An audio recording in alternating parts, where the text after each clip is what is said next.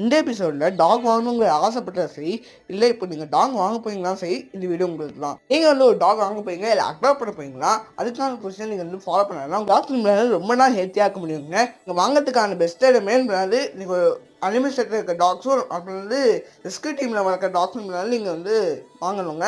முக்கியமான விஷயம், ஆன்லைனில் மட்டும் தயவு செஞ்சு வாங்காதீங்க.